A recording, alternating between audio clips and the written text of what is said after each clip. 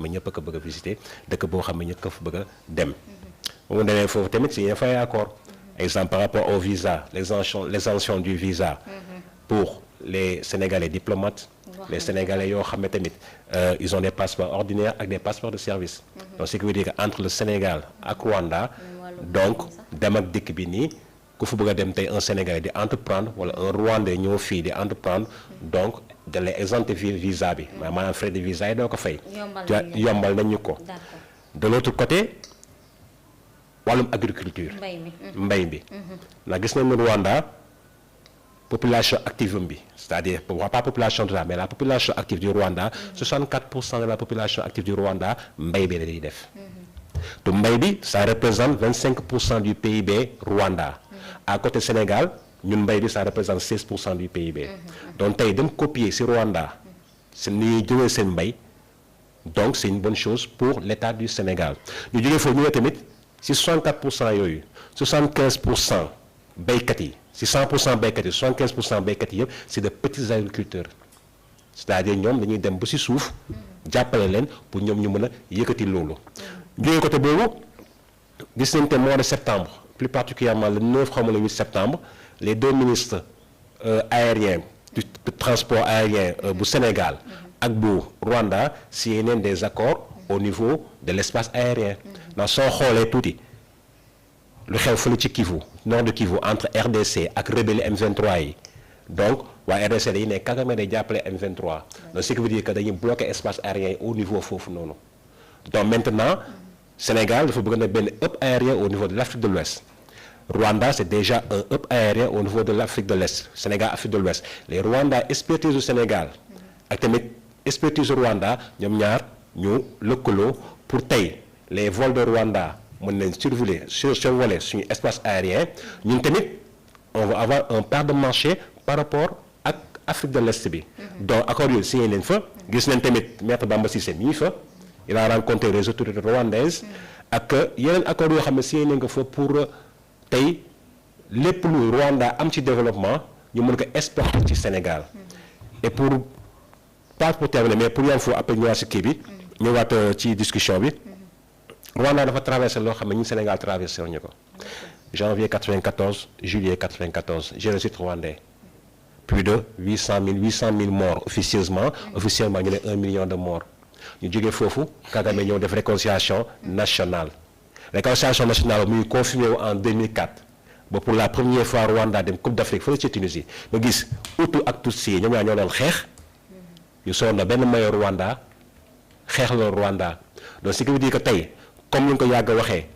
un pays avant ngay jëm ci développement avant ngay jëm ci réconciliation il faut d'abord situer les responsabilités. Kagame a situé les responsabilités du génocide rwandais 1 million de morts ba tey fi ñuy jëm nii on célèbre ça en plus de cela ñu invité ko dem ci benn marche boo xam ne ça se fait tous les deux dimanches. Bassirou Diomaye Faye merci beaucoup di leen jàppale ci citoyenneté environnement bi di nga ko xeex tous les Rwandais gën di dox def marathon tous les 2 mois ci 6 mois bi donc loolu su nga doon def fii Sénégal ça va participer à la citoyenneté gëm sa bopp bëgg sa bopp après en plus de cela mu dem déposer gerbe sur les morts du génocide rwandais en plus de cela te man Rwanda lu tax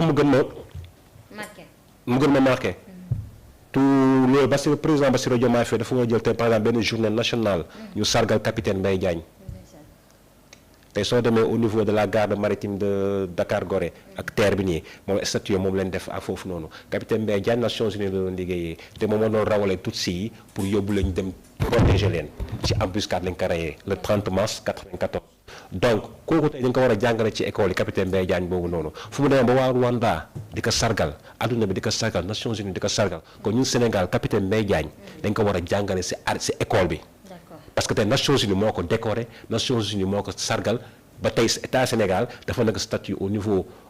ville côté embarcadère chaque fois su fa rombee sama xel sur Rwanda lay jëm donc visite bi na amal njëriñ Sénégal parce que président su génnee pour réewam rek donc su ko ñëwee lu mu fekk de bien fait da ko war a exporter fii du ñaan tamit coopération bi gën a yàgg gën a yaatu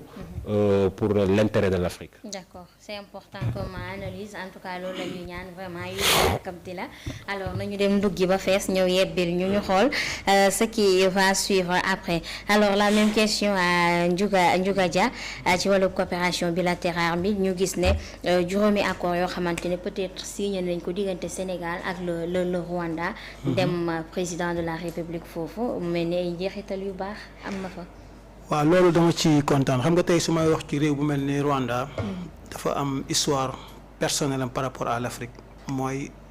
jàll nañ ci conséquences yoo xam ne tey seen tête yi dafa demoon ba vidéo biñ ciy solaat dara nag ñu sol ci loo xam ni wax dëgg yàlla muy résilience boo xoolee tey lan la ñu gañee nit ñi mooy résilience mooy tey gis nañ population bu découragé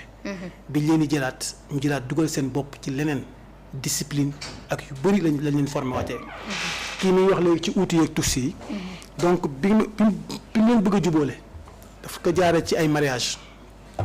mariage entre xeet parce que dafa nekkoon xeet boo xam ni du ñu laalante tey xeet bii bu musaan dugg ci xeet bi xeet bee sax mën nañ la dóor wala ñu rey la ne la waroo dem fële donc bi mu toogee examiner ba xam ni léegi naka lay def pour développer Rwanda d'abord dafa dem jël famille yi xeet bi marié leen ci biir mariage boobu y aura des avantages jox nañ leen kër jox nañ leen affaire yu bëri léegi nag ñu commencé di leen jaxase bi leen jaxase ba nga xam ne léegi ñoom ñëpp duggante nañ ay doom judd nañ ci. léegi xam nga deret day jóg. foofu nag la jaaree presque résilience bu bëri fa la ko jaaree donc li may wax ci accord yooyu dafa am solo parce que mun naa ne Sénégal na ci gagné mais Rwanda moo ci ëpp lu mu ciy gagné. parce que boo xoolee koo xam ni 94. tey li fi am yëpp boo xoolee 31 ans la tey boobu Sénégal amul problème amul guerre amul dara. donc ils nous ont dépassé ci affaire yu bëri ci loo xam ne tey organisation rek moo leen ko may donc parce que Sénégal moo ko ëpp capacité woon ci lépp ci ay intellectuels et tout donc ils ont été intelligents jusqu'à présent parce que xam nañu ci le niveau technologie intellectuelle donc ñoom bu ñu approché donc ci beneen organisation mooy sécuritaire et truc donc là ils auront plus parce que tey boo gisee li ko gën a inspiré mooy xeexam bi mu xeex nii donc il a besoin de technologie militaire police intérieur et tout pour une autre organisation donc agriculture ak yooyu boo xoolee tey ñoom ni ñu organisé wu ci agriculture parce que Kagame bi mu njëkkee ñëw dafa ne képp kuy rwandais nekk à l'étranger dinañ jël benn somme benn bon de moyen fexe ba nga ñëw ci dëkk bi ak tamit xam-xam boo mën a am ñii ay ingénieur ñii nangam dem na ba courant beeg électricité bi daf ko jox ay rwandais yoo xam ne ñi ngi demoon à l'étranger donc il s'est organisé ba tellement que tey ñëpp koo xam ne Rwanda nga nekk ci biir ba ci Afrique du Sud ba ci yeneen dëkk yi récupéré na leen ci côté éducation et tout donc dem na sax ba nga xam ne ci côté discipline dem na ba ne leen damay jëmbat ci côté garab kër gu ne wala nit ku ne naa la jox benn garab boo xam ni yow yaa ko moom te da nga ko di toppatoo te garab boobu dañ la ko dénk pour surveillance donc nga gis dëkk bi ku ci nekk am benn occupation boo xam ne da nga koy servir sa dëkk éducation aussi ñu ñëw jéggi ko man lu ma ci am rek mooy am na loo ci fàtte tam ci accords yi mooy bi mu ñëwee fii Dakar bi mu ñëwee il a visité le secteur de l'artisanat parce que ñoom ils ne sont pas forts dans ce côté donc gis na fi ay entrepreneurs sénégalais yoo xam ne dans l'artisanat jënd seen i bagages ba pare il les a invités au Rwanda xool parce que ñooñu tamit ñoo jiitu xool le secteur de l'artisanat fii ni mu doxee ak ni muy demee parce que tamit mbir mi nekkul ci insuffisance ak ay alimentaire ak noonu dafa nekk tamit ci loo xam ne tey consommer local. parce que après Rwanda fa la jëm. parce que tamit am nañu capacité bi am nañu xam-xam bi am nañu ingénieurs yoo xam ne tey il veut faire du tout léegi nag moom il a été intelligent aussi parce que day xool dëkk Afrique yi kan moo ci gën a développé ci yenn côté yi mentalement bon xam nga ak jàmm jéeg yooyu. donc il va signer des accords mais tamit du yem foofu xam nga tey panafricaniste bi ñuy wax nii. moi je suis maa ngi koy doog a bëgg a gëm bon ci côté aussi suñu président yi parce que bu njëkk boobu mosaan dégg accord américains yi ngay dégg français yi chinois yi nangam gis nga lii il est temps que les africains ñoom ñëpp ku ci nekk am na loo mën a service sa morom.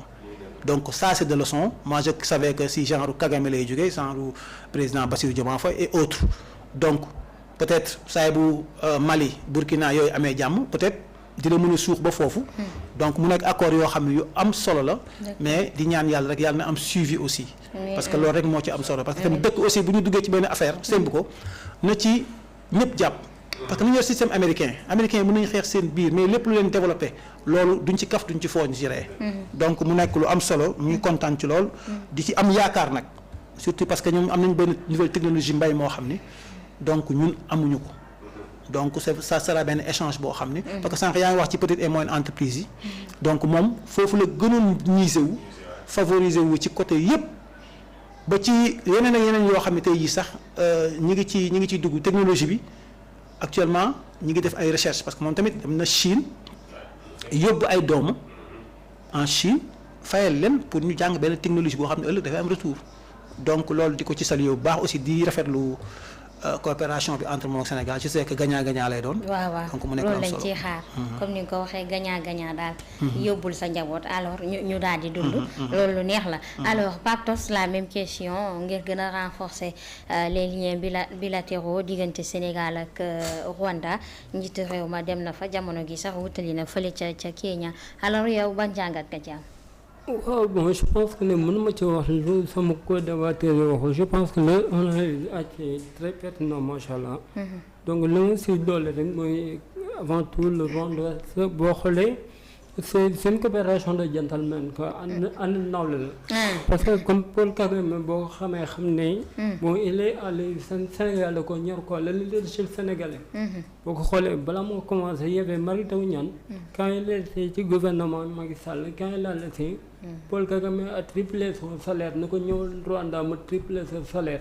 parce qu'il voyait en lui un vrai scientifique. que mu former la population rwandaise. mais fi may ñëwee mooy Paul Kagame.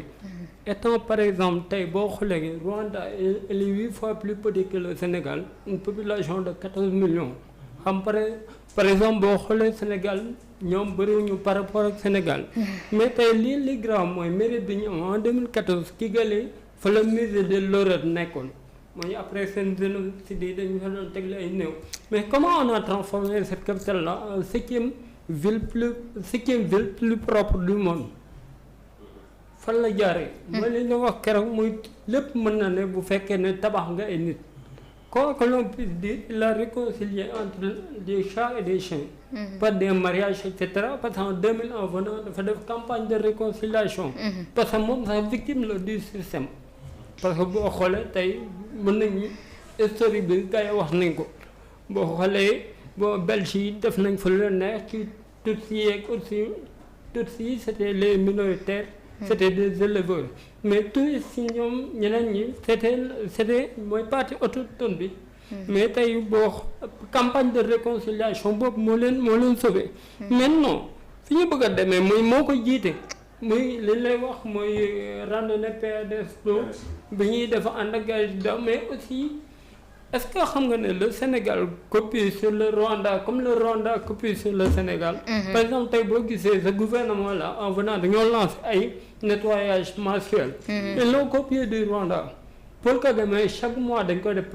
chaque 5 du mois wala 2 mois te moom moo koy jiite. parce que charité bien ordonnée commence par soi-même. boo jëlee tey gouvernement bi dañoo toog doon wax ci moto jakartaay. ne mutation day am dëkk Afrique bi gën a développé ci côté.